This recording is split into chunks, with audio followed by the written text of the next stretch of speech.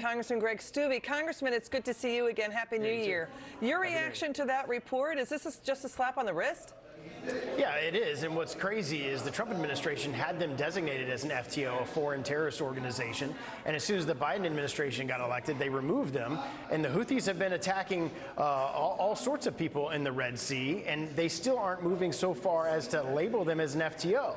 And it's interesting, the State Department's response is, oh, they're not going to fill out a visa and get admitted in the country. They don't have to. They just have to come to the southern border where 10 million illegal immigrants have been entered into our country, more than 100-something, almost 200 designated terrorists on the terrorist watch list. So you have an administration that's soft on terrorism, and you're seeing the results of that. Attacks on our service members in Iraq and Syria, attacks on cargo ships in the Red Sea, and it's not going to end there. They're being emboldened because they're going to continue to behave this way unless we act strongly. Yeah, I mean, so your point is well taken that we have a border collapse in the middle of heightened Mideast tensions amid a war in Ukraine with Russia. Are you worried that Mideast tensions are escalating even more because Pakistan launched retaliatory airstrikes early this morning in Iran, targeting allegedly Iranian terror hideouts? It killed at least 9.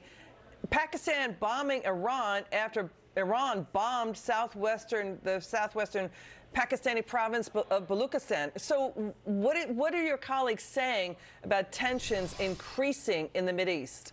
Yeah, they are increasing because we have weak leadership in this White House. And if the United States is not standing strong on foreign policy and being the leader in the world, then other people are going to take our place. And you're going to see these type of attacks, and Pakistan having to stand up and Israel having to defend itself without us stepping in and helping them against a designated terrorist organization that this administration gave money to the Palestinian Authority, gave money and allowed $6 billion to go to the Iranians. And then we wonder why all of these munitions and all these terrorist attacks are happening all around the Middle East and around the world because we're allowing it to happen. Okay, so Senator John Kennedy would agree with you. Senator John Kennedy is calling for tougher action on Iran. He says the president will not enforce tougher sanctions on Iran. Iran pulled in an estimated $100 billion in things like increased oil exports. So what is going on with the White House? Why are they going weak on Iran? Yeah, I don't know why they're weak on the border, weak on Iran, weak on terrorists. Instead of standing for the American people and the safety and security of the American people, they're standing for terrorists in Iran and all these other regimes that wish us death and harm.